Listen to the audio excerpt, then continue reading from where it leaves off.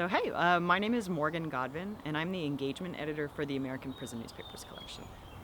There's this public misconception that when people go to prison, it's like a time warp or a black box. They just sort of disappear for a while, and then they come back, if they come back. And that's not true. The 360 degrees of a human being's life still occurs from prison. The prison walls didn't used to be so impermeable. People could come, people could go, visitors would come, there was conjugal visits, there was furloughs, you could go to college, check back in.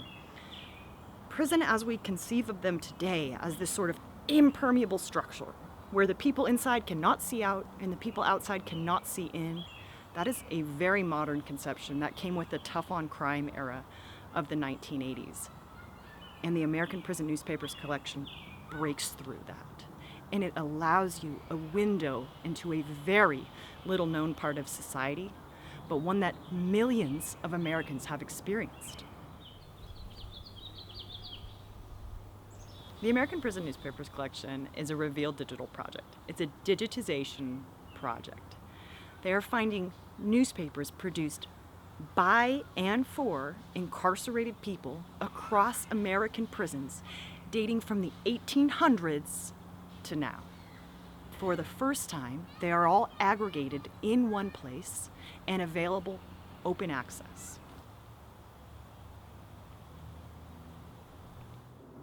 So my job is to find the stories within the collection and dust them off, craft them into a very readable narrative, and get them in front of people's eyeballs. Because right now it's a bunch of primary sources, and that can feel overwhelming, especially now because the collection is growing every month. There's like 3,800 things. You open it, you're like, I don't know where to start, I don't know where to look. I give you that. My job is to get stories written about or write them myself and give people an on-ramp into the primary source collection. I'm looking for stories that are unexpected. There's definitely a dominant narrative about what prison is or a prison experience or criminals that just sort of flattens all the nuance, complexity, and reality of the experience. And so as I'm reading in the collection, I'm looking for anything that just surprises me, that shocks me, or if there's a through line through history, something 200 years ago is being discussed still today. That is something I want to get written about. And just the human experience that is so often lost in public discourse. Love, sex, intimacy, longing, heartache, grief. All these facets of the human experience are present in there. I'm seeking directly impacted writers.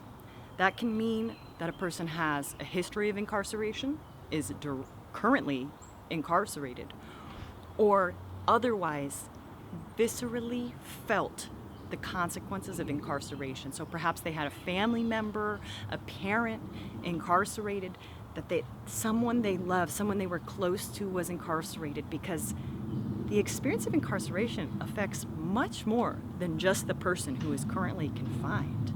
That person has a whole network of loved ones who are also impacted. And it's about elevating those voices as well.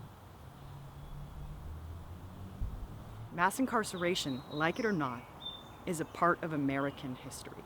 So this isn't just the narrow view. This isn't just about prisons.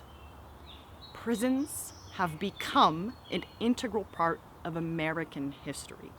And for the first time, our society is critically reflecting on the place that incarceration holds in society.